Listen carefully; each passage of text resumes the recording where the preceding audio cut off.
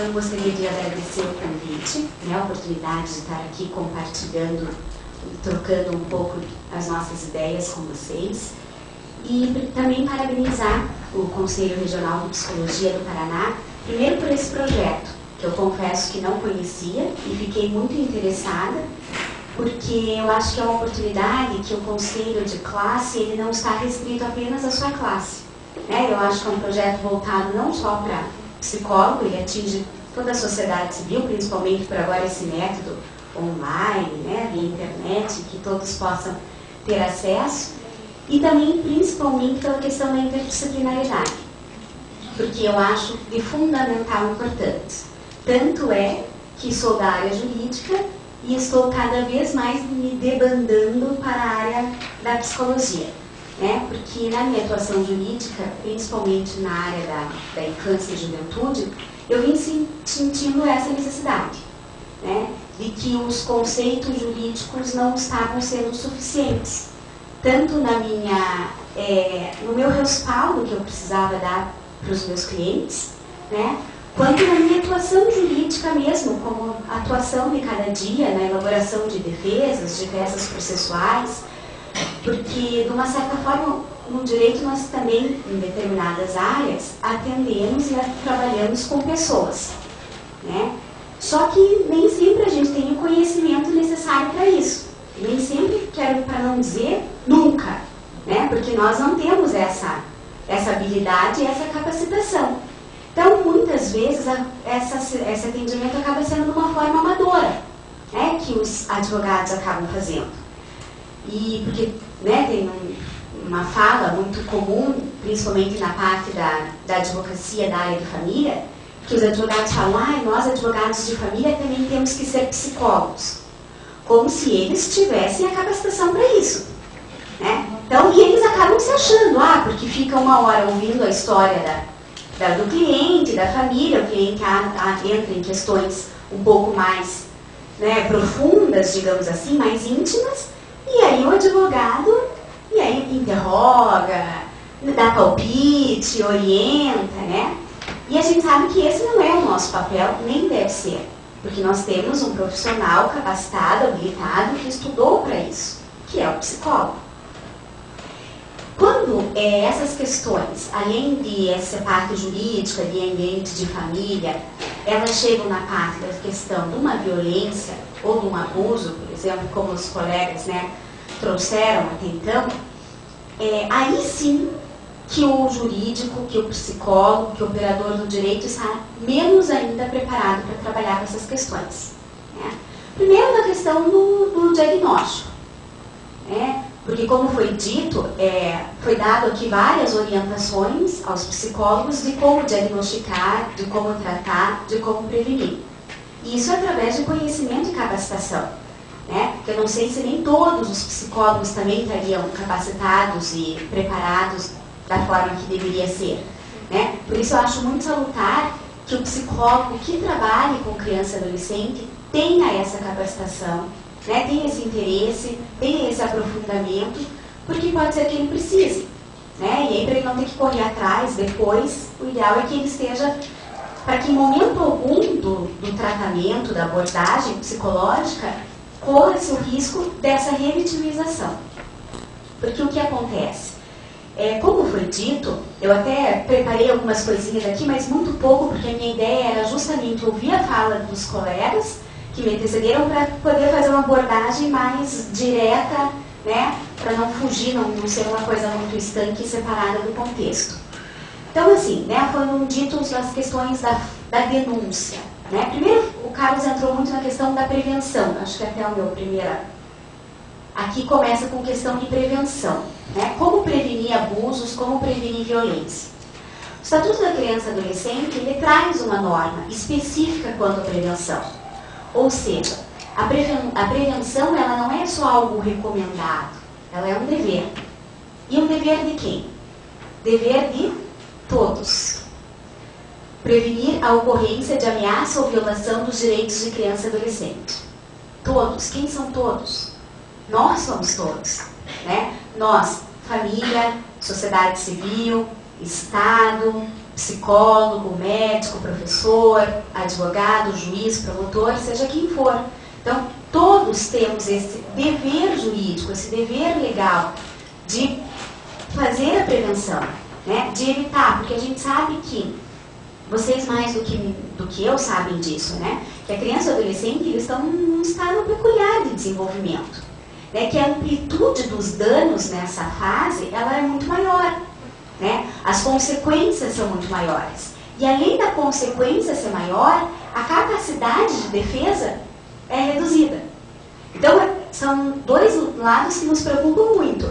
É a incapacidade de defesa e a dimensão do dano, né? Então, por isso, essa necessidade de prevenção. E aí, quando a gente pensa em prevenção, isso está aliado a um princípio, que é o princípio da proteção integral, que é um princípio norteador de todo o Estatuto da Criança e Adolescente. Toda e qualquer norma inserida no Estatuto, ela vai ter como norte esse princípio da proteção integral, que está mais, digamos assim, descrito no artigo 4º, que também é quase que reproduzido, porque é quase igual, na Constituição, no artigo 227 da Constituição Federal, que diz o que no 4º?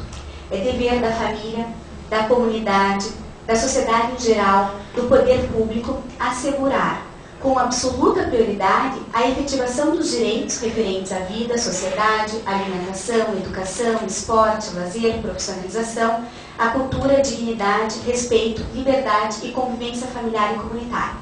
Ou seja, tudo, né?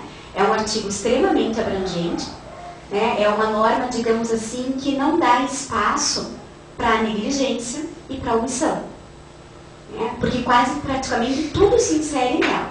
E além de quase tudo se inserir, ela responsabiliza todos, porque ela determina que é dever de, aqui ela não usou a terminologia todos, mas ela usou família, comunidade, sociedade, poder público, e aí, claro que entraria também a figura do psicólogo.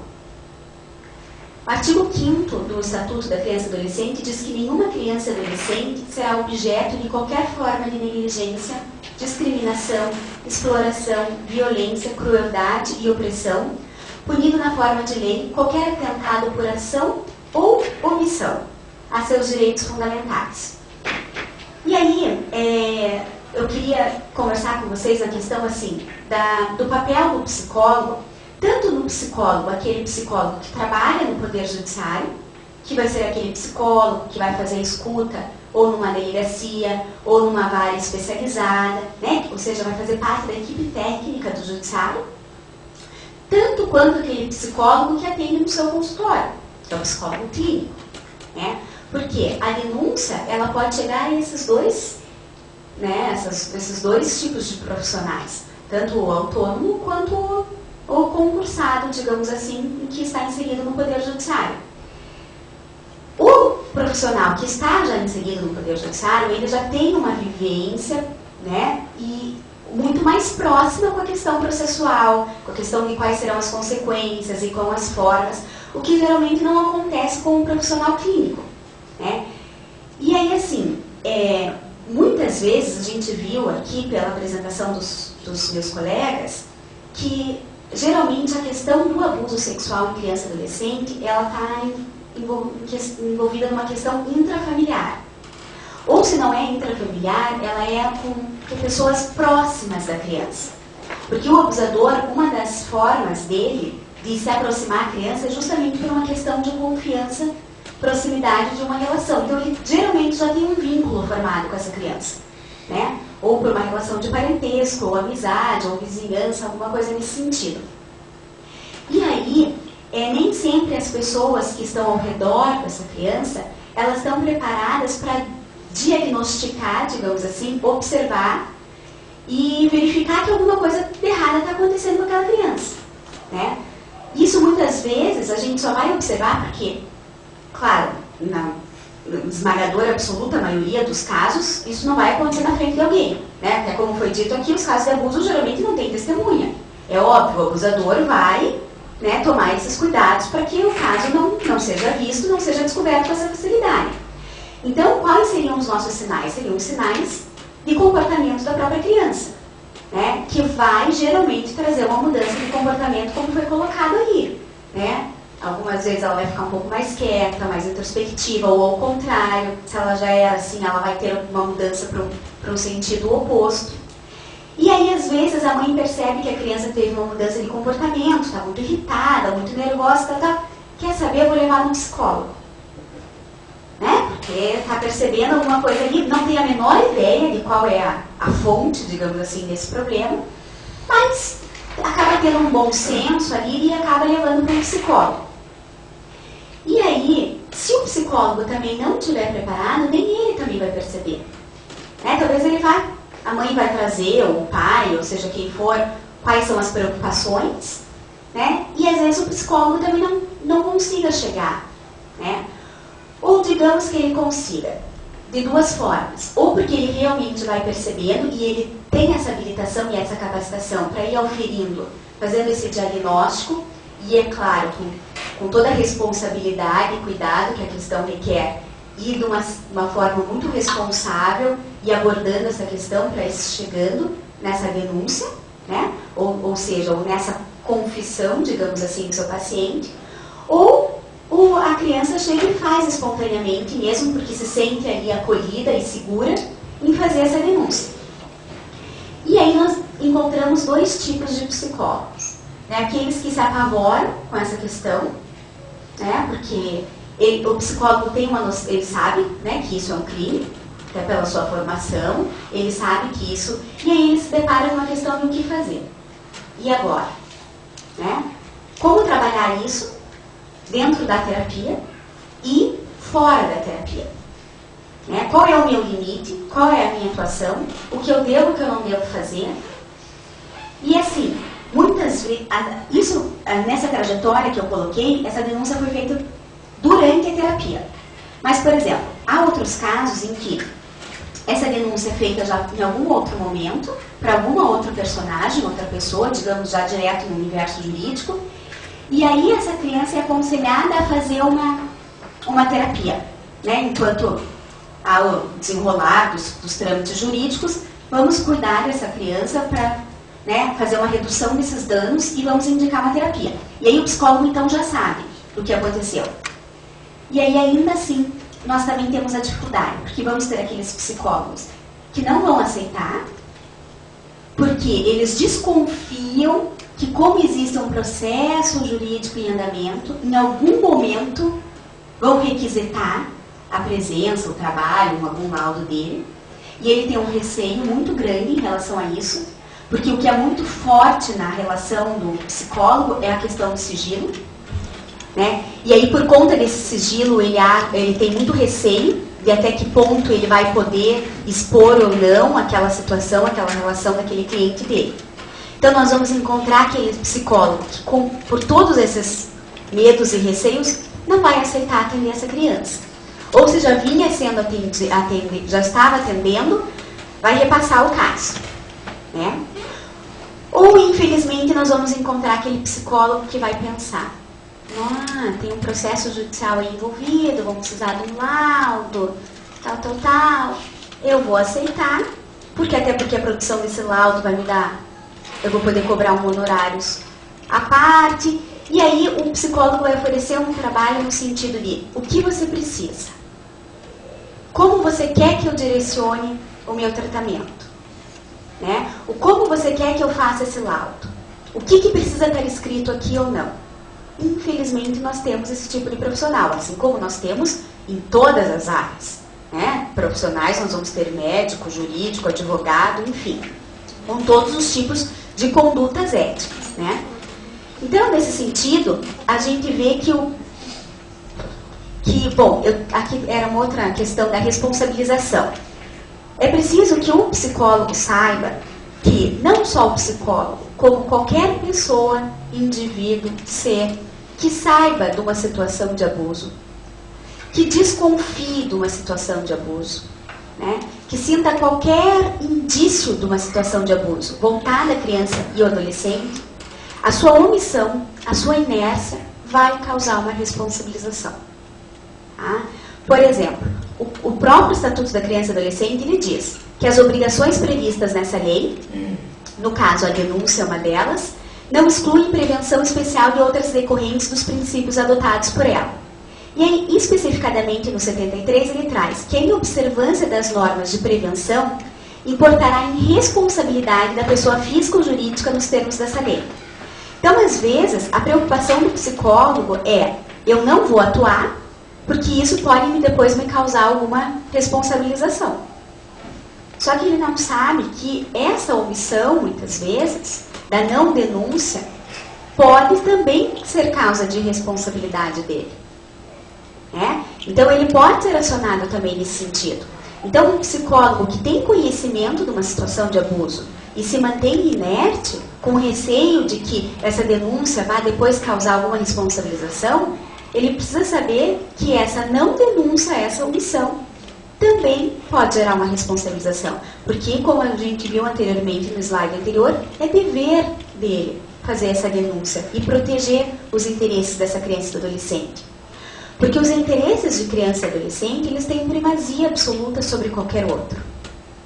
Então, entre o interesse do profissional e o interesse daquela criança, aquele adolescente, que está ali nas mãos dele, sob seus cuidados, tem que ser priorizado o interesse da criança e do adolescente.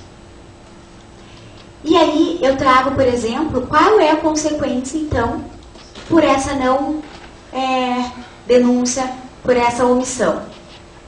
O artigo 245 do Estatuto, ele diz: deixar o médico, professor ou responsável por estabelecimento de atenção à saúde de ensino fundamental, pré-escola ou creche, de comunicar à autoridade competente os casos que tenha conhecimento envolvendo suspeita ou confirmação de maus tratos contra criança ou adolescente, sob pena de multa de 3 a 20 salários mínimos, aplicando-se em dobro em caso de reincidência. Então, assim, muitas vezes as pessoas pensam, mas a denúncia, se eu fizer, vai haver uma quebra de toda uma estrutura familiar, porque esse abusador faz parte da família.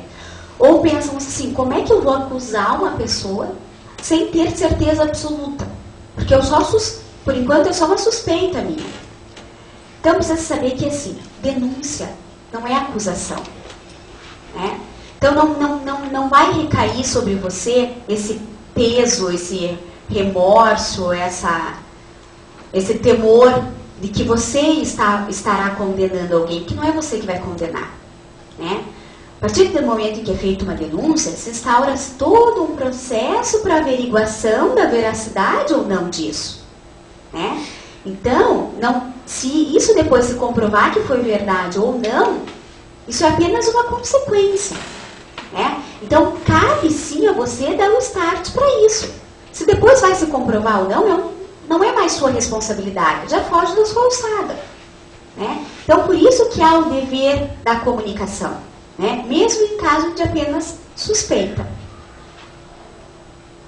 E aí eu trouxe, o Carlos até me alertou essa questão, e que isso também está inserido no Código de Ética do psicólogo. Então, assim, primeiro a questão do sigilo, do dever, que eu não sei, eu sei que, por exemplo, nem todos os advogados conhecem na íntegra o Código de Ética do advogado. Confesso a vocês que é óbvio que eu não sei decorar o Código de Ética do advogado. Mas algumas questões a gente sabe o que pode e o que não pode. E eu tenho certeza que o artigo 9º do Código de Ética do Psicólogo é um artigo que deve ser conhecido por todos os psicólogos, porque diz sobre o sigilo profissional. O sigilo profissional a fim de proteger, por meio da confidencialidade, a intimidade das pessoas, grupos ou organizações que têm acesso ao exercício profissional. No artigo 10, traz a questão de, nas situações em que configure um conflito entre as exigências decorrentes do disposto no artigo 9, e aí qual seria o conflito? Conflito entre o sigilo profissional e o interesse da criança e adolescente. Então, por uma norma superior, hierarquicamente superior, que é uma lei federal, que é o Estatuto da Criança e do Adolescente, o Estatuto já determina, como a gente mostrou anteriormente, que a prioridade é do interesse da criança e do adolescente. Então, na balança entre o sigilo profissional e o interesse da criança e do adolescente, tem que ser priorizado o interesse, a proteção da criança.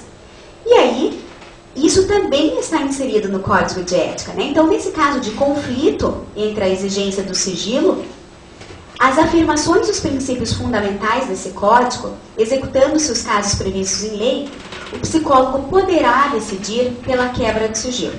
Então, esse sigilo não é absoluto, né? Ele pode ser quebrado, baseando sua decisão na busca do menor prejuízo. E aí, no caso de abuso contra criança e adolescente, fica evidente esse menor prejuízo, né? Não pode ser um receio tão grande do psicólogo, né? Porque eu percebo assim, que os psicólogos em que eu trabalhei em conjunto, em situações de abuso, que eu precisei da atuação do psicólogo, há um receio muito grande, né? Eles ficam muito temerosos, e não, eu vou consultar o conselho, eu vou consultar uns colegas, eu vou ver como é que eu vou redigir esse laudo, como é que eu vou fazer, porque tem a questão do sigilo, tem a questão... Né? Então, há muito receio ainda por parte dos profissionais, né? E eles precisam entender o quanto é importante o papel do psicólogo, né? Porque, como a gente viu, nós temos vários tipos de abusos sexuais. E o abuso sexual físico é apenas um deles. Porque o abuso sexual físico, ele vai ser diagnosticado por um médico. E aí vai ser feito um laudo no Instituto Médico Legal, em que vai ser averiguado aquelas agressões físicas. E essas agressões físicas, elas são evidentes, né? Então não há muita complexidade na elaboração desse laudo e nem depois muito questionamento. Porque pode ser inserido, inclusive, fotos, né? Que, então, além daquele laudo, que está dizendo lá que houve hematoma do jeito tal, sei lá, quais são lá as discriminações médicas apropriadas para isso, nós ainda poderemos ter fotos, né? Que vão ainda corroborar com aquelas declarações. No caso, por exemplo, de um abuso em que não deixa as marcas físicas, né, que existem inúmeras outras formas de abuso emocionais e abusos envolvendo atos sexuais sem violação física, esses já não vão poder ser diagnosticados. E aí, pelo laudo médico, né? E aí, existe, o que a gente faz? Gente, assim como existe um profissional, né, que vai tratar, diagnosticar e tratar de distúrbios, né, físicos, que é o médico, nós temos um outro profissional, que é o psicólogo, né, que é tão capacitado quanto o médico. Ele também fez um curso superior para aquilo, também se preparou, né, para entendimento e resolução de questões psicológicas, né? Então, nós não podemos ver disparidade, distinção e hierarquia nesses tipos de trabalho. Cada um está trabalhando com aquilo que é objeto do seu estudo, né? Então, outra questão que tem também no Código de Ética é, quando requisitado a depor em juízo, outro temor do psicólogo, né? Como que eu vou levar o meu caso, que eu diagnostiquei, que eu tratei, que eu estou trabalhando no meu consultório em juízo? Pode. O próprio Estatuto do Código de Ética do Psicólogo traz essa possibilidade, né? Ele vai prestar as informações. Não significa que ele vai relatar lá, tintim por tintim, discriminar toda a vida, né, e intimidade do seu paciente, do seu cliente. Mas ele vai trazer as questões pontuais, inclusive porque isso vai fazer parte, vai corroborar para a saúde mental do seu paciente. Porque a partir do momento em que aquilo for resolvido, do que aquilo for solucionado, aquele problema, isso vai haver, consequentemente, uma melhora no psique daquele teu paciente. Então, o psicólogo precisa entender que ele é personagem fundamental, né? E que ele, no tratamento do seu paciente, não precisa ser, ele pode ser além consultório. E que quando é além consultório, pode ser de uma forma ainda mais eficaz e efetiva. No atendimento, nos documentos que embasam as atividades da equipe multiprofissional, o psicólogo registrará apenas as informações necessárias para o cumprimento dos objetivos do trabalho. Então, nós temos uma questão, por exemplo, do psicólogo que está sendo muito utilizado nos chamados depoimentos sem dano e outras nomenclaturas que são dadas. No caso de crianças vítimas de crimes, em que se tem feito várias especializadas para solucionar esses crimes contra crianças e adolescentes, e que já está sendo feito um entendimento de que a participação direta da criança no processo, ou seja, a oitiva da criança pelo juiz, promotor, advogados, causa revitimização. E por que que isso causa revitimização? Porque esses profissionais não estão habilitados para isso. Como eu havia dito, a nossa formação é jurídica, é completamente outra. Nós não fomos capacitados e orientados para fazer esse tipo de atendimento, muito menos a criança e adolescente. E aí acontece aqueles casos como o Carlos trouxe dessas perguntas absurdas de juiz, de advogado, de promotor. Então se pensou numa forma alternativa. Como nós vamos abordar essa criança e adolescente? Através do psicólogo. E aí por que foi escolhido o psicólogo?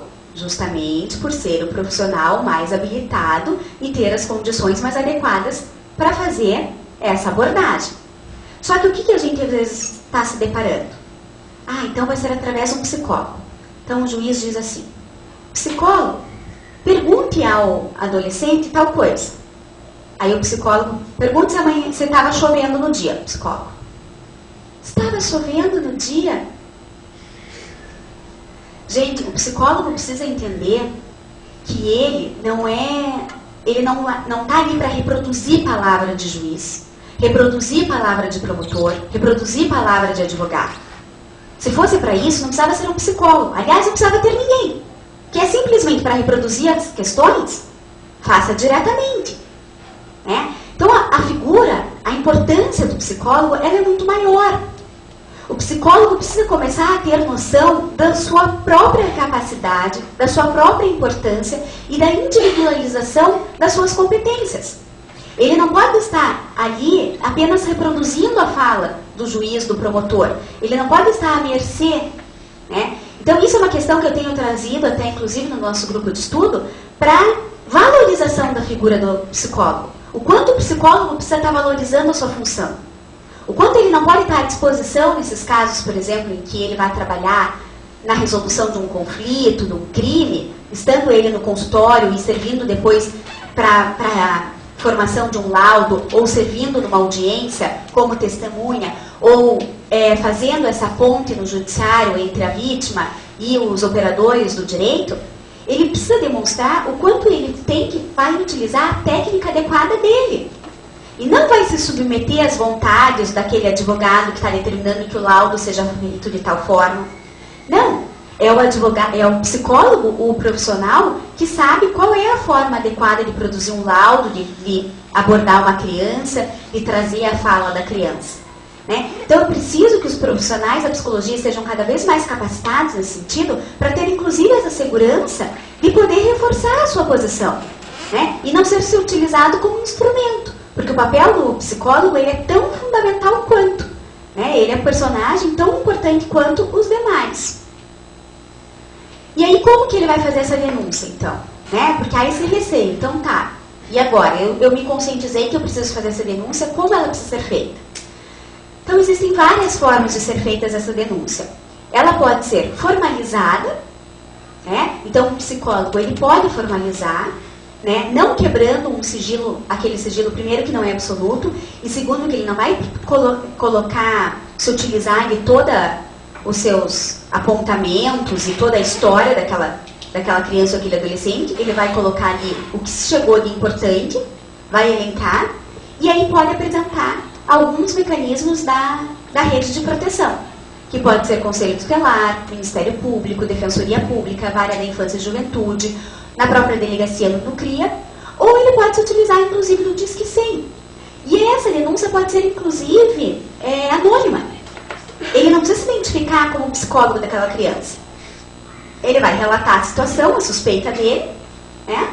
E ninguém nunca nem vai descobrir, se for o caso, que foi ele que fez essa denúncia. E esse caso vai começar a ser averiguado a partir de então. E aí ele se exime da omissão, né? Que a gente já tinha dito anteriormente. Daí, quais são os desdobramentos dessa denúncia? Bom, essa escuta em relação à criança muito nos preocupa, porque geralmente essa escuta, como foi colocado aqui, ela chega a acontecer por 6 vezes. Né? Quais são essas 6 vezes? Às vezes porque, primeiro, que nem se considera essa primeira denúncia quando é feita por algum membro da família. Né? Pai, mãe, geralmente começa essa denúncia por uma pessoa que a criança tem uma proximidade, uma relação de confiança. Então pode ser com alguém da família, pode ser com o próprio psicólogo, pode ser com um professor, com um médico, com alguém que aquela criança demonstre algum vínculo de proximidade e confiança, né? E aí geralmente essa pessoa não sabe o que fazer. Então ela vai procurar uma segunda pessoa e vai falar: sabe aquilo que você contou pra mim? Conte pra fulano. E aí aquele fulano vai ter as suas curiosidades e aí vai: mas foi assim, daquela forma? Quando? Como? Porque, então eu acho que nós temos que levar esse caso para ciclano. Aí vai chegar no ciclano, o ciclano vai fazer as mesmas e outras perguntas para essa criança. E ela vai sendo cada vez mais revitimizada, né? Então, a nossa ideia, inclusive, no nosso grupo de trabalho aqui, é justamente pensar em uma alternativa em que se evite isso, né? Em que haja um profissional, um centro, um núcleo, um organismo, seja lá o que for, que seja que possa fazer esse diagnóstico e esse atendimento único. Ou que seja, no máximo, seja o segundo momento de escuta daquela criança. E que dali não haja necessidade dela ser escutada novamente. Porque o que acontece? A denúncia, o processo de responsabilização, ele vai iniciar pela delegacia. Então, na delegacia é aberto um procedimento, e esse procedimento é para ver se existem indícios de autoria e de materialidade. O que isso significa? Se existem, pelo menos, mínimas provas de que aquele fato que você está relatando aconteceu, e que se ele aconteceu, se ele realmente foi cometido por essa pessoa que você está me dizendo. Então, aí é uma fase de investigação. Nessa fase de investigação, a criança pode ser ouvida. Porque eu vou investigar, então eu preciso saber, eu preciso escutar a vítima, né? Então, geralmente, essa criança vai ser ouvida na delegacia. Esse processo, ele tem o único objetivo para a averiguação desses indícios. Ok, então chegamos à conclusão de que há indícios. Então, nós vamos propor agora, levar esse inquérito policial para o Ministério Público, que vai verificar se é caso ou não, então, de denunciar esse acusado. E aí sim vai ser aberto um processo judicial. Aí, nesse processo judicial, aquelas provas que foram produzidas lá em fase da delegacia, elas não servem mais. Nós temos que produzir agora as provas na fase do processo. E aí essa criança vai ser ouvida novamente. E aí, não sei se vocês têm noção de tempo de trâmite processual, nesse momento em que a criança vai ser ouvida perante o juiz, na fase processual, isso já pode ter levado uns 5 anos do fato. Né? Então, um fato que aconteceu com uma criança de 4 anos, quando ela tiver 9, ela pode, como um mecanismo de proteção, ter esquecido aquilo, né? Até para se proteger, ela conseguiu apagar isso da memória dela. Ela pode ter, ou no fundo não ter esquecido, mas não querer de forma alguma estar trazendo isso à tona, porque aquilo, claro, mexe com ela, né? Ela pode lembrar do que aconteceu, mas não de uma forma tão clara, né? Até porque em 5 anos, né, ainda mais nessa fase de formação na criança, muitas coisas acontecem, né? Então talvez o depoimento dela não coincida de uma fase com a outra. E aí, como já é próprio da gente tentar descaracterizar a fala de uma criança, justamente porque é uma criança, porque não é madura, não sabe muito bem o que está falando, imagine se ela ainda fez uma fala diferente no momento do outro. Aí é mais fácil ainda desconstruir essa denúncia e essa ligação, né? E isso só vai corroborando para a defesa do acusado. Essa questão do abuso, ela pode ter se concretizar no processo criminal. O processo criminal é para a apuração do crime em si, se houve ou não esse abuso, e ela pode também ter desdobramentos na área civil. Ou seja, num processo que pode averigar a guarda, então se o abusador tivesse um poder familiar, né, então fosse, por exemplo, o pai, a mãe ou o responsável pelaquela criança, isso pode ocasionar um processo de alteração de guarda, né? Então vai estar tramitando o processo criminal e, em paralelo, um processo na vara da infância e adolescente, né, em relação a essa guarda. Que lá, a juíza da guarda pode achar que seja interessante também ouvir essa criança, né? Então, é mais um momento em que ela pode ser ouvida. Além da guarda, tem a questão das visitas. Nós podemos ter um outro processo, porque esse agressor, pode ter acesso a essa criança, então nós vamos requerer um processo de proibição de visitas, de restrição de visitas. Um outro procedimento que pode ser que seja necessária a escuta dessa criança. Aí, esse acusado, digamos assim, né, que ainda é suspeito, o agressor, ele pode alegar que essa pessoa que denunciou, digamos, se foi a mãe, ela fez essa denúncia como forma de alienação parental. O que significa isso? Ela inventou esse abuso para me prejudicar na condição de pai. E aí, esse incidente de alienação parental pode resultar em um outro processo judicial de incidente de alienação parental. O que mais que pode acontecer? Pode ter um outro processo de destituição do poder familiar, se o agressor tinha o poder familiar. Pode acontecer num futuro, por exemplo, e esses processos todos na área civil, eles são completamente independentes da área do processo criminal. Então pode ser que na área civil, esse pai possa perder a guarda, mesmo o processo criminal ainda não tenha sido concluído ou ele venha a ser absolvido no processo criminal. Por quê? Porque nós temos dois tipos de absolvição no processo criminal. Uma é quando o réu consegue comprovar efetivamente de que aquele crime ou não aconteceu, ou não foi ele o culpado, não foi ele que causou. Então ele efetivamente é absolvido. Mas nós temos outro tipo de absolvição no processo criminal, que é uma absolvição por falta de prova, por um processo ser inconclusivo. E aí, o crime de abuso sexual, sem vestígios, sem danos físicos, muitas vezes ele ocasiona uma absolvição imprópria, que é essa absolvição por falta de prova. Por quê? Porque as provas são o relato da criança, mas nós não temos testemunhas. Esse relato ele é muito contestado pelo réu, né, pelo agressor. Por quê? Vai ter um laudo de um psicólogo, e ele vai dizer que esse psicólogo foi tendencioso, ou ele vai dizer que essa criança fantasiou, ou ele vai dizer que é produto de falsas memórias, ou ele vai dizer que é resultado de uma alienação parental, foi a mãe que criou toda essa questão. Então, pode acontecer dele ser absolvido no processo criminal, o que não significa necessariamente que o fato não ocorreu. Né? Por isso que não necessariamente vai ter interferência nos processos cíveis.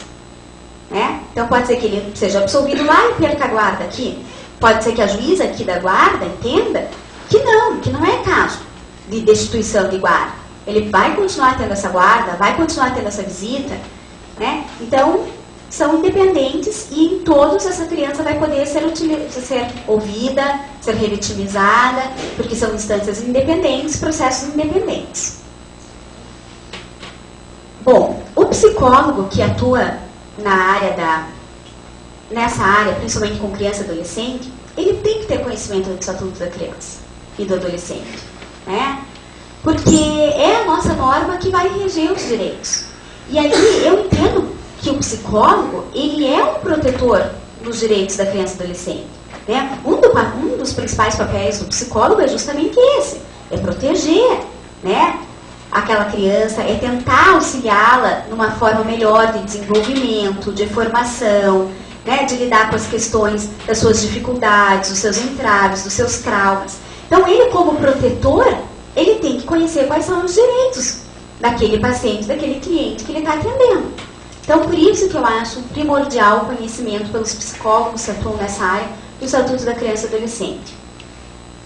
Quando a elaboração de um relatório, de um laudo, ele tem que ser extremamente individualizado e fundamentado.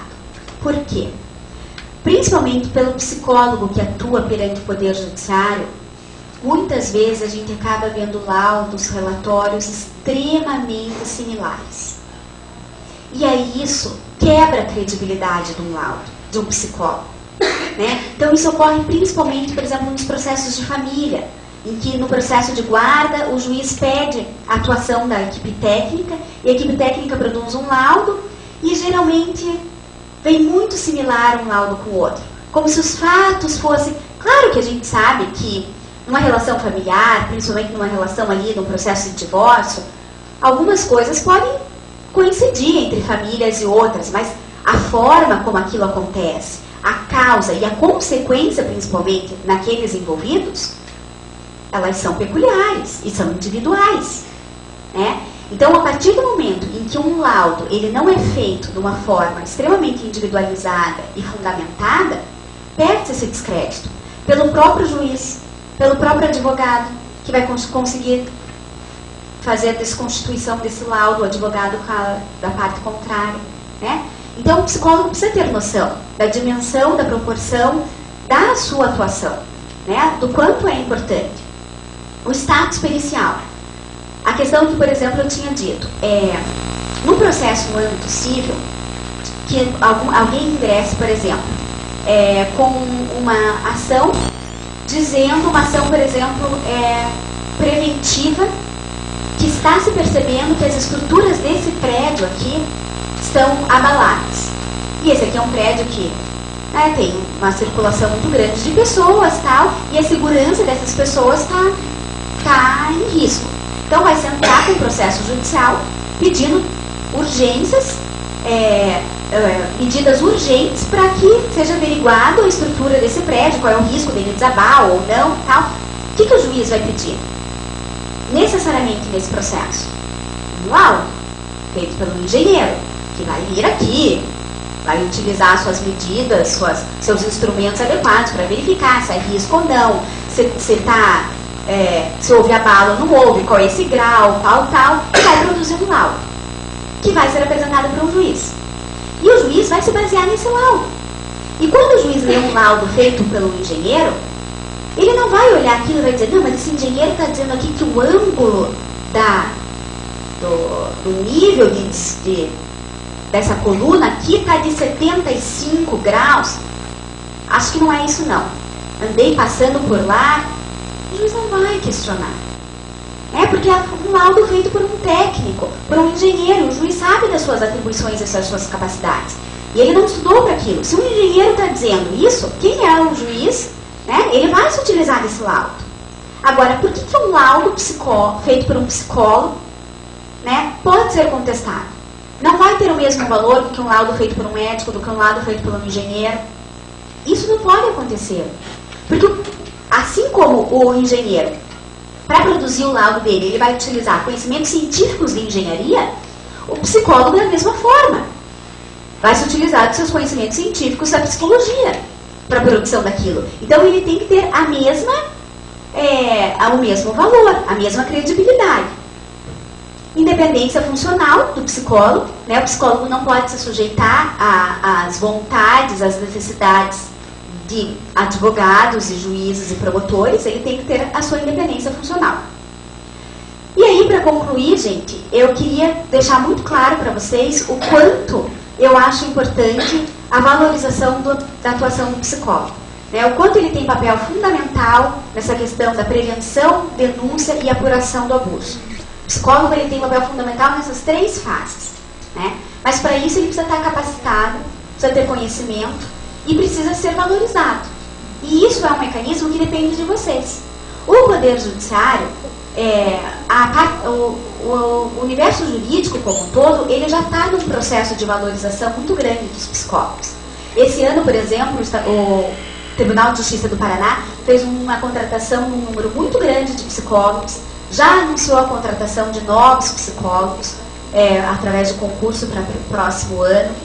Então, cada vez mais está se percebendo a necessidade da atuação desse profissional, através das suas especificações. E agora a gente precisa de um movimento também vindo da classe, de vocês se firmarem, se posicionarem, porque efetivamente o papel de vocês é fundamental.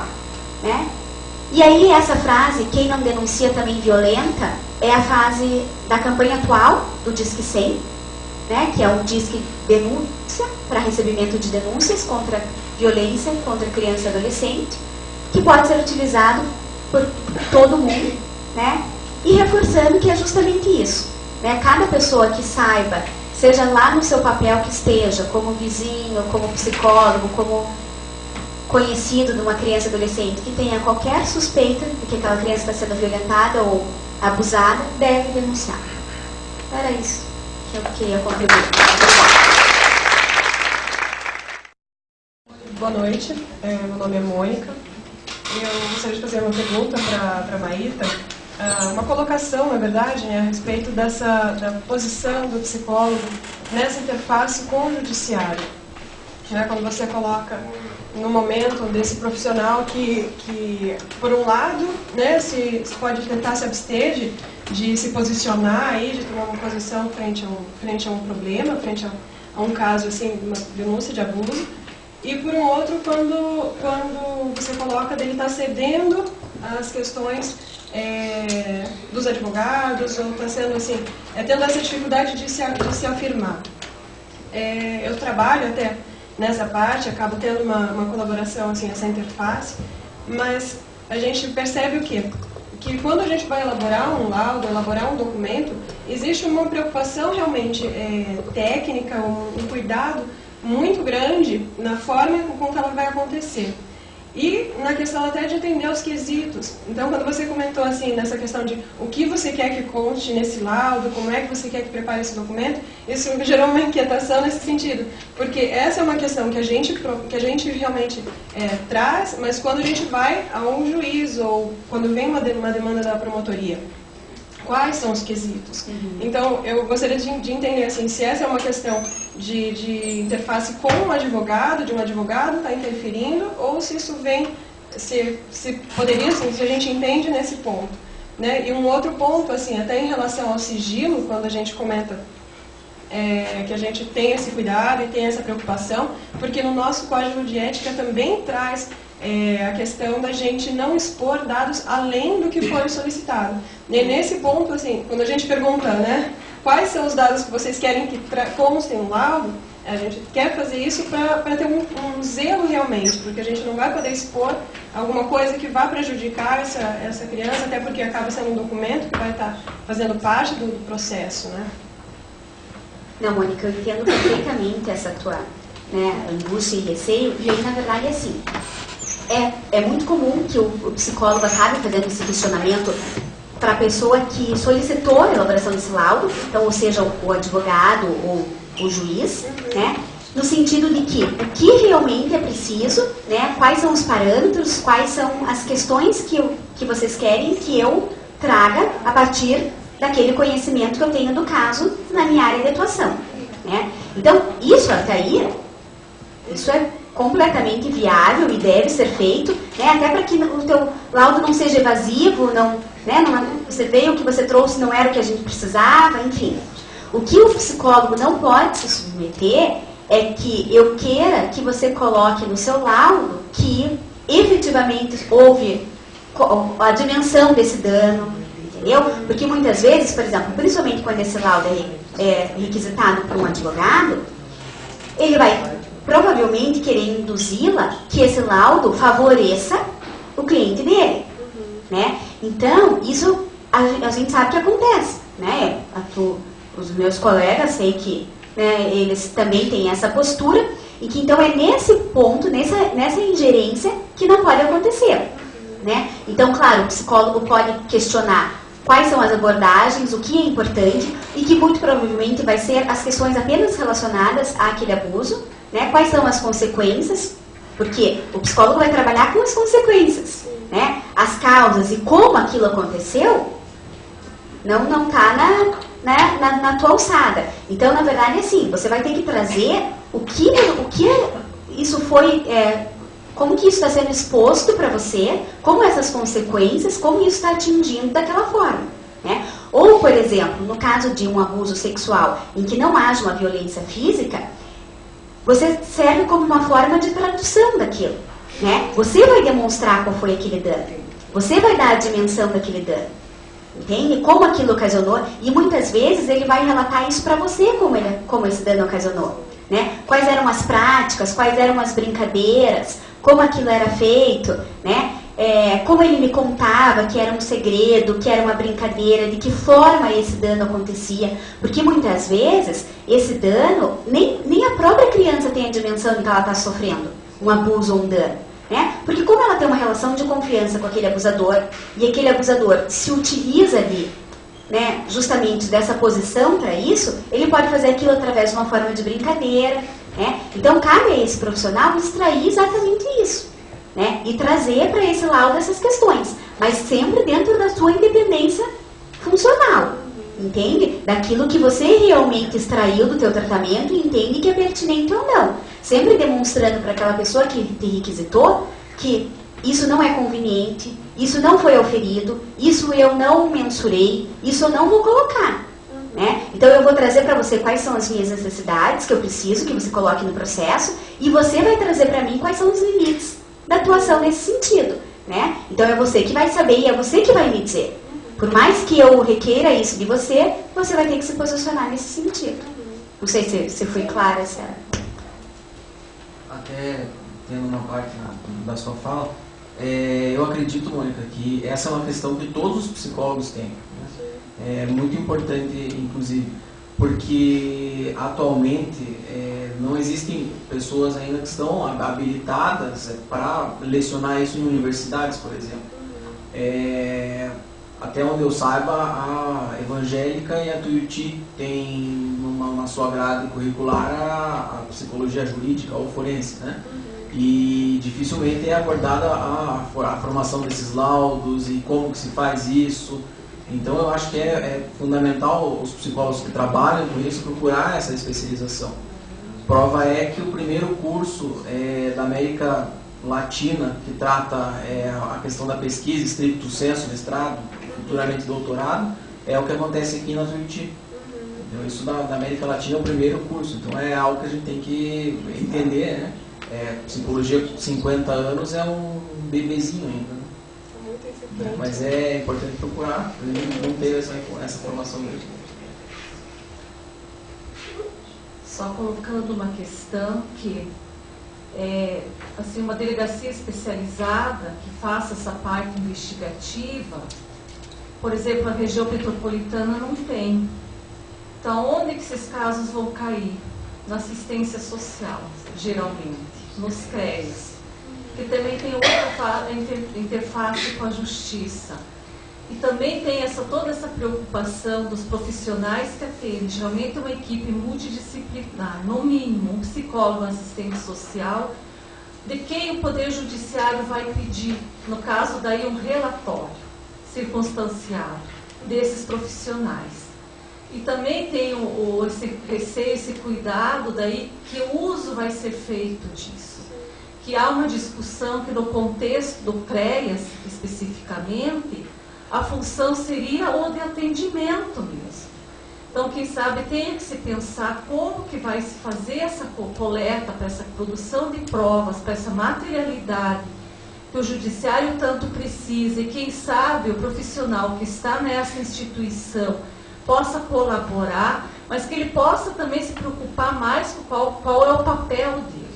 Antes de passar para a próxima pergunta, estou vendo que tem algumas pessoas que estão se levantando, eu queria dar um informe aqui, eu acho bem importante, que no dia 9 de outubro agora, na próxima terça-feira, das 14 às 17 horas, vai ter uma webconferência, cujo tema é a notificação de violência doméstica, sexual e outras violências do SINAM-NET. Então, a Secretaria de Estado da Saúde do Paraná, por meio da Escola de Saúde Pública e a Superintendência de Vigilância em Saúde, que está organizando, né, a webconferência, convidando a todos. Então, tanto dá para se inscrever e participar, como vocês que estão aqui hoje presencialmente, também é um evento gratuito, né, como pode ser acompanhado pela web. Essa informação vai estar também no nosso site, daí para vocês poderem pegar mais dados, tá ok? Mas já coloquem na agenda aí, dia 9 de outubro, terça-feira, das 14 às 17. E quem não puder acompanhar nesse horário, diz que o arquivo vai ficar disponível no site daí da Escola de Saúde Pública do Paraná. Então, que tem a ver com o tema que a gente está tratando aqui. E é importante, principalmente quem trabalha em unidade básica de saúde, em CRAS, em CREAS, em outros serviços relacionados, principalmente em CREAS, né, que lida com a questão da violência, escolas, conselhos tutelares, porque vai ter a capacitação para fazer exatamente a questão da notificação. Ok? Boa noite, meu nome é Cláudio. Eu gostaria de saber, nós aqui no Paraná além da delegacia que abrange especificamente Curitiba e o Disque 100, nós temos alguma outra instituição especificamente que trate de abuso, alguma outra coisa? Tá certo, temos CRAS, temos outras, Conselho Tutelar, tudo bem, mas especificamente abuso. No Rio Grande do Sul eles já tratam e tem uma estrutura um pouco maior e há muito tempo tratam disso. Já tem grupos de estudos de pelo menos há uma década falando sobre isso. Nós não temos isso. Isso é um pouco mais recente, esse estudo e essa conversa, até mesmo o intercâmbio com a OAB é recente. O que nós temos aqui? Existe alguma coisa mais prática, algo? Como eu já disse, a região metropolitana, pelo menos na cidade que eu trabalho, tem uma delegacia do adolescente e da mulher, que é onde são feitas, registrado o boletim de ocorrência. Geralmente, que eu tenho notado que o primeiro lugar onde vai a denúncia é para o Conselho Tutelar. E tem municípios pequenos que não tem nenhum CREAS, onde tem pessoas, digamos assim, preparadas, um pouco mais preparadas para lidar com essa demanda. Existe apenas um CRAS. E há municípios que não tem também delegacia nem da mulher e nem do adolescente, só uma única civil, que é onde, então, é uma realidade, me parece. Se eu tenho conhecimento, acho que só tem dois NUCRIAS no Paraná. São 2 delegacias no estado. No estado. Então, mas assim, tem uma realidade que de acolher a primeira denúncia, fazer essas averiguações, são esses organismos que existem, e daí o instrumento de notificação compulsória, da onde eu tenho conhecimento do meu município, nas unidades de saúde, escola, que é o da rede de proteção, que é onde possa fazer a denúncia, o anônimo, ou a instituição, por exemplo, a escola, que possa fazer ela, não só o profissional, mas a instituição em si, que ela possa também se preservar, ou aquele profissional sofrer algumas ameaças. No nosso GT tem se discutido mecanismos que possam, por exemplo, um município pequeno não comporte de repente, mas que tenha assim, uma coisa regionalizada, então que pudesse atender de forma mais específica essas singularidades. Ou algo assim. Mas é uma coisa que tem se discutido no nosso GT aqui dentro do CRP. Eu tenho conhecimento também da Universidade Federal, tem um programa dentro do Hospital de Clínicas chamado BEDICA. Isso, HC-BEDICA, que é um programa de atendimento à criança vítima de agressão. Então, nos casos, podem ser diagnosticados e encaminhados através do próprio Hospital de Clínicas ou, eventualmente, excepcionalmente, eles recebem algum outro tipo de encaminhamento.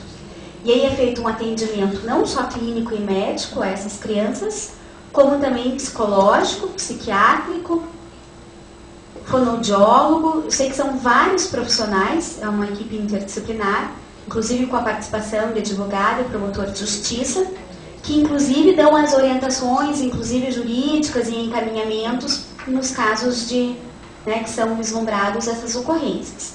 Então seria mais ou menos um outro mecanismo, mas nós somos realmente carentes disso, No Paraná realmente eu não conheço nada, e aí por isso inclusive que parabenizo a iniciativa do Conselho Regional de Psicologia do Paraná, através do grupo de trabalho da psicologia forense, que tem reunido algumas pessoas, alguns organismos de várias instituições e áreas para discussão exatamente disso. De um centro, de um órgão, seja lá o que for, que nome, que estrutura será dado, mas que a gente pudesse fazer nesse próprio organismo a questão das 3 fases, da prevenção, do diagnóstico, da reparação, encaminhamento, que isso inclusive daí pudesse ser reproduzido por todo o Estado, talvez não com a mesma estrutura, mas que o mecanismo seja feito através de, como você mesmo sugeriu, consórcios entre os municípios, tal, para que isso pudesse ser disseminado dentro do Estado. Veja, acho que talvez ainda tenha carência, né, principalmente de aglutinar informações, porque iniciativas, tanto de estudo, como tanto de mestrado, da sociologia, tem área de violência, da antropologia social da Universidade Federal, especialização em psicologia jurídica da PUC, né, então houve também pesquisas nessa área. O que falta é aglutinar informações e ter um serviço que precisa ser também pulverizado no Estado e no país. Não adianta também Curitiba ter um grande centro que faça tudo isso e todas as outras cidades não terem. Como em todas as áreas que a gente precisa encontrar alternativas de trabalho e acesso a todos. Como na saúde, muitas vezes, saúde mental, que é o tema do mês. A gente tem muita dificuldade, às vezes, de desfazer a ideia de levar um paciente para um hospital psiquiátrico porque não tem recurso no município para atender a pessoa com sofrimento psíquico, né? Então, há todo o movimento pelo trabalho realmente de equipamentos substitutivos ao hospital, precisa ser feito para a gente ter uma reforma de fato, né, nessa área. Eu acho que é a mesma coisa em relação à violência, que tem tudo a ver com as questões de saúde mental, né? Seja violência, quem dirá, né? Isso que sensibiliza muito mais a gente, a questão em relação à criança e adolescente, mas também em relação principalmente a abuso sexual. Mas você também andar com o seu filho sem uma cadeirinha e sem cinto de segurança no carro é uma violência, né? Está sendo negligente, está possibilitando que ele seja o mais correndo um risco dele ser a vítima mais prejudicada se acontecer algum acidente. Então, acho que tem algumas questões que já acontecem, né? Nós temos o CREAS aqui do Cristo Rei, que é nosso vizinho aqui no Conselho, né? Dá uma quadra daqui, nem isso, que é especializado na questão da violência doméstica, né? Atende toda essa demanda. O Hospital Pequeno Príncipe, né? Aqui em Curitiba, que atende também. Nós temos uma equipe grande de psicólogos lá. Hoje existe também um curso de psicologia na Faculdade Pequeno Príncipe, que tem um foco importante na área hospitalar, que acaba atendendo principalmente o caso que chega com algum agravo físico, né? E, consequentemente, é trabalhado o outro aspecto depois. Então, acho que, na verdade, a gente precisa falar mais sobre essa questão. Há mais ou menos uns 25 anos eu fiz um curso que é relacionado à terapia de família, em relação ao abuso com uma americana. E ela veio e perguntou para a gente a questão do abuso, né? Qual era a notificação. Então, imagine, se hoje é subnotificado, imagine há 25 anos. Né? Então, assim, já se fala muito disso, já se estuda muito, mas esse muito ainda não é compartilhado. E não temos organização de serviços, né? Não sei, o Carlos, que está aí fazendo mestrado, podia até dar umas dicas para a gente, como é que esse tema está sendo abordado lá, né? E depois falar um pouquinho também do grupo de trabalho aqui. É interessante até a gente comentar isso, que no exterior já existem centros de proteção à criança, que são locais onde todo atendimento à família, à própria vítima, onde tem a presença de médicos, de psicólogos, de assistente social, é bastante típico lá, e eles passam por uma certificação para poder abrir um centro desses. Então eu pessoalmente convidei, até não comentei nada aqui, mas eu convidei alguns candidatos a prefeito e a vereador pessoalmente para assistir o que a gente está falando hoje aqui, justamente para a gente poder, para ter essa sugestão também uma semana antes da eleição. Eu acho que é por aí que funciona isso, né? Então é importante, fica a dica, que tem que se desenvolver esses centros e, novamente falando, fazendo ciência, né? Questionando a própria prática, se aquilo é funcional, se não é funcional, e as adaptações que são necessárias para um trabalho adequado. Queria ainda ressaltar que, apesar de ter CREAS especializado em determinada área, que isso é uma realidade aqui, né? Tem N cidades que não tem CREAS, seja porque não comporta pelo tamanho, enfim, todas as outras questões, e que é um serviço diferente daquele do psicólogo que está a serviço da justiça, né? Então, que não pode o psicólogo, a assistente social, o educador social que está lá no CREAS ou em algum outro serviço, substituir a equipe que tem que ter no Tribunal de Justiça disponível em todas as comarcas, né? Então, acho que tem que dar uma reforçada nesse sentido também. Sobre o trabalho preventivo, Carlos, efetivamente está acontecendo no local, assim, todo esse trabalho que você colocou, a primeira, a segunda, a terceira fase? Olha, ainda eu acredito que é algo bastante precário. Existem 2 centros no país que os trabalhos são bem desenvolvidos por cientistas de renome e que fazem um trabalho de extrema qualidade, que é o LAPREV, o Laboratório de Prevenção à Violência, que é na UFSCar, na Universidade Federal de São Carlos, que a responsável por esse grupo é a doutora Lúcia Williams, inclusive. E no Rio Grande do Sul tem o projeto, mas é mais voltado para a intervenção mesmo, que é o CEP Rua, que quem está envolvido com isso é a Luísa Abixan, que também a gente conhece bastante ela, né? E agora se inicia esse trabalho aqui na Universidade do Tuiuti também com o trabalho da Maria Rafart, com o meu de prevenção secundária, né? Mas eu acredito muito pouco ainda, muito carente essa área aqui no país. E, como a Maíta disse, está em lei.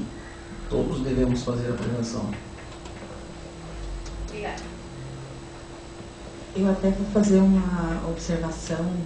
Eu tive a oportunidade de ir com a Maíta lá na escolinha do governo, né? Que não é da escola naquele auditório onde se faz a escolinha do governo, no lançamento de uma cartilha de prevenção, né, assim, e a gente saiu de lá assim procurando aonde é que naquela cartilha falava sobre abuso sexual, porque ela era uma cartilha super bonitinha, com os desenhos legais, assim, tudo, e com uma informação muito precária, né? Que na verdade a criança ia olhar aquilo ali e não ia nem saber do que estava falando.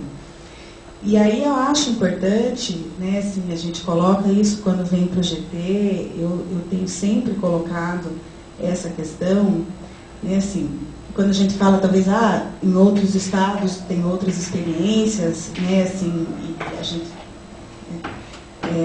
da questão do tabu mesmo, né? Quando a gente recebe uma cartilha daquela, toda bonitinha, com alto investimento, né, uma qualidade gráfica e tudo aquilo, e você chega lá na página última, fala assim, abuso sexual, sei lá, né, acaba, né, assim, tem muito a ver, diz que sim, né, tem muito a ver com uma dificuldade que a gente mesmo tem, de encarar o tema, de falar sobre o tema, de encarar que isso é uma realidade que acontece numa população, numa porcentagem da população muito maior do que aquela que a gente gostaria que fosse, né, assim, está embutido de uma série de preconceitos e a gente, como profissional, tem que cuidar muito disso, que é a questão de como a gente olha a vítima, né, e de como a gente olha o abusador. Né? Porque a vítima, antes de ser vítima, ela é um sujeito, né? É um sujeito de direitos, é um sujeito de desejos, é um sujeito né? Assim, de uma série de coisas antes de ser vítima. E acho que a gente tem que cuidar muito com o olhar da pena, que é muito difícil a gente não ter, né? Para quem, quando você vê uma criança numa situação dessa, né, e acho que aquele guarda-chuvinha do Carlos é muito legal. Em algum momento eu identifiquei isso, a questão de que você tem que olhar a questão do deu o controle, né, a criança precisa assumir o controle, e aí você tem que deixar, né, e o olhar para o abusador também, né, porque às vezes vem de uma cultura, de uma formação familiar, de uma experiência pessoal, né, que desencadeia naquele ato, naquele momento. E assim, a minha preocupação, até coloquei isso no último encontro, assim, é que a gente, claro, tem que responsabilizar, eu acho que a justiça tem que intermediar algumas coisas, né, assim, mas enquanto psicólogo, enquanto profissional de saúde mental, enquanto aquele profissional que está atendendo aquela família, aquela unidade, aquela criança, né, assim, a nossa preocupação tem que ir muito além da responsabilização, né? A responsabilização judicial é uma satisfação à sociedade, né? Assim, a gente tem que ir muito além daquilo, né? Tem que pensar em como é que a gente pode ajudar esse sistema a se reorganizar e se, né, e se reconstruir mesmo, né? E acho que não dá para perder o foco e cuidar bastante com essa questão de como a gente se sente, né? Quando a Maíta diz assim, quando eu não atendo, eu também me omito, né? Mas eu acho assim, ó, às vezes é melhor você, se você não tem condição, você dizer eu não tenho condição de atender isso, do que você atender de qualquer jeito. Porque é o tipo do trabalho que não pode ser feito de qualquer jeito. É o tipo do trabalho que tem que ser feito com muita técnica, com muita ciência, com um método, né, rigorosamente estudado, rigorosamente comprovado, para a gente não ir lá e fazer uma ferida muito maior do que aquela que a gente já fez. Era só uma observação. Quiserem usar os últimos minutinhos para as últimas palavrinhas aí? Corroborar com essa fala da Estela, e aí justamente nisso, né? Porque muitas vezes nós temos as oportunidades, temos os instrumentos à nossa mão, como por exemplo da cartilha que foi dita, e aí nos falta o conteúdo, o conhecimento e a capacitação, né? Então, realmente você fez um link muito adequado e a conclusão foi muito pertinente na necessidade de capacitação, né? Porque realmente essa é uma área que os valores, né, nós temos que estar preocupados muito com isso, né? O nosso objeto de trabalho é muito precioso, né? No sentido de que é um sujeito em formação, né? E que realmente tanto o psicólogo quanto os operadores do direito precisam saber que a partir do momento em que fizeram a escolha para atuar na área da infância e juventude, eles têm que ir muito mais além, né? Nem sempre aquilo que nos foi nos passado vai ser o suficiente, ou quase nunca será, né? Então a importância realmente de se atualizar, de buscar, ir atrás, né, de se aprofundar e no diálogo, né, interdisciplinar, e concordo plenamente naquilo que você... o que eu quis dizer assim, você não pode se omitir lavando as suas mãos, mas é claro que na medida em que você não se sinta capacitado e preparado para aquilo, você deve fazer o direcionamento adequado, não simplesmente lavando as mãos, mas aí sim fazer um encaminhamento adequado, né, a um profissional então, ou um colega que você entenda que efetivamente vai poder fazer esse atendimento. Então, na verdade, assim, a título de conclusão, eu acho que seria mais ou menos nesse sentido, né, pela busca do conhecimento, aprofundamento dessas questões, né, dizer que essa realmente tem sido o nosso objetivo, né, no grupo de trabalho, é extremamente esse, que ele seja de uma forma científica, de uma forma através de estudos, através de compartilhamento de experiências, né, na busca realmente da gente conseguir reduzir esses danos, né, e começar a trabalhar efetivamente com a prevenção eficaz, né, ou uma reparação menos dolorosa e mais eficiente, para que o nosso foco, né, que é a preservação e a restauração de direitos de criança e adolescente, sejam cada vez mais efetivos e efetivados de uma forma mais rápida, mais séria, mas de uma forma capacitada, né, e apropriada. Reforçando inclusive a ideia da capacitação, que ela seja feita por capacitados.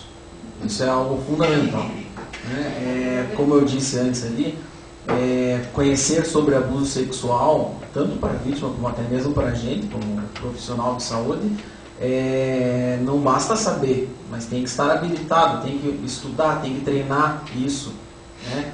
E inclusive o que o Skinner diz, né? O condicionamento se mantém a despeito da consciência. Então a gente tem que se condicionar a lidar com o abuso sexual. Obrigado pela oportunidade.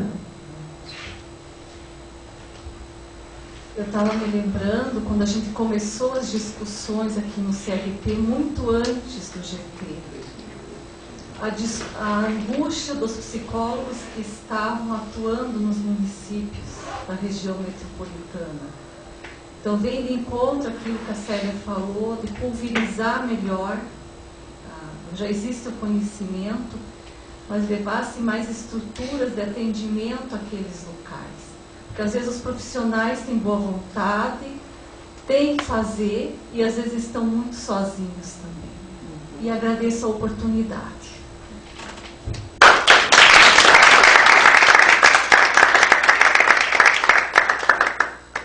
Agradeço a presença de todos, especialmente aos nossos convidados, né?